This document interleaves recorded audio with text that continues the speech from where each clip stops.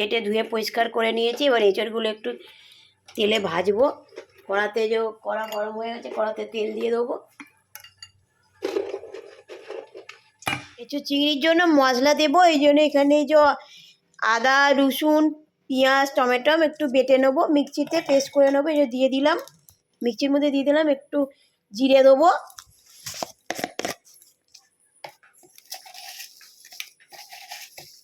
যে জিরে দিয়ে দিলাম। হয়ে গেছে, এঁচড়গুলো দিয়ে দেবো।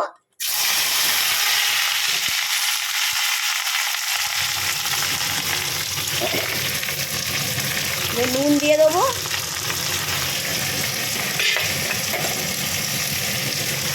হলুদ দিয়ে দেবো, দিয়ে এবার ভালো করে ভেজে নেবো।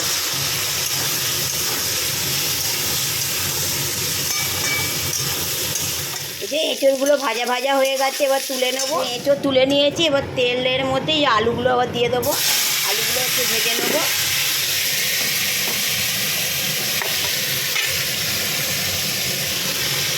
হলুদ আর নুন দিয়ে দিলাম,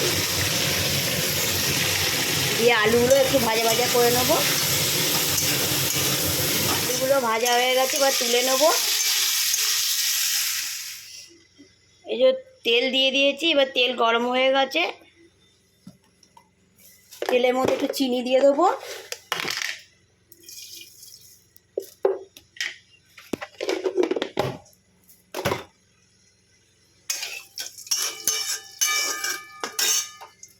তারপর এই যে তেলের মধ্যে ফোড়ন দেবো, জিরে আর গরম মশলা আর একটা শুকনো লঙ্কা ফোড়ন দেবো।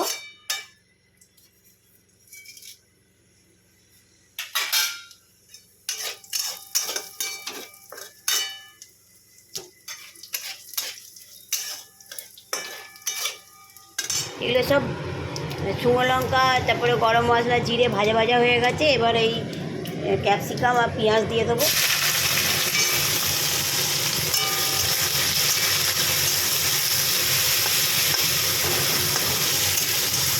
যে পেঁয়াজ আর ক্যাপসিকাম ভাজা হয়ে গেছে, এবার মশলা যেটা করে রেখেছিলাম আদা রসুন পেঁয়াজ টমেটো সেটা দিয়ে দেবো।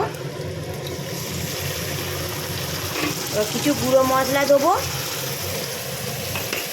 জিরে তো দেওয়া আছে, জিরে আর দেবো না। এবার একটু লঙ্কা গুঁড়ো দেবো, লঙ্কা গুঁড়ো দিয়েছি। এবার হলুদ দিয়ে দিলাম আর নুন দিয়ে দেবো, আর একটু কাশ্মীরি লঙ্কা গুঁড়ো দেবো।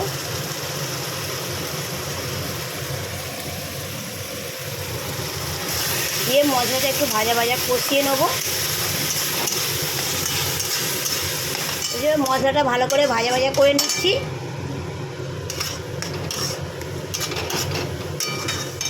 এই যে মশলাটা ভাজা ভাজা হয়ে গেছে, এবার এইগুলো ভাজা আলু আর এঁচড় দিয়ে দেবো। ভাজা আলু আর এঁচড়, একটু মটরশুঁটিও দেবো।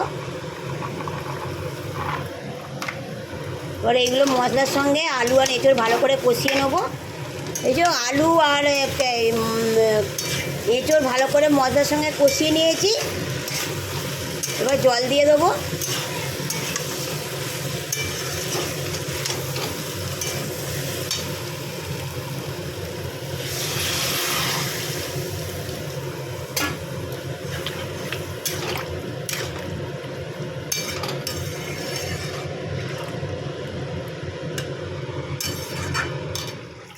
এঁচড়ের তরকারিটা হয়ে গেছে, সব সেদ্ধ, এঁচড় আলু সব সেদ্ধ হয়ে গেছে। এবার ধনে পাতাটা দিয়ে দেবো।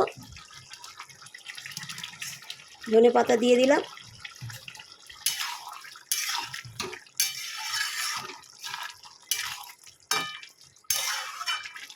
এঁচড়ের এই রেসিপিটা যদি ভালো লাগে লাইক অ্যান্ড সাবস্ক্রাইব করে দেবেন।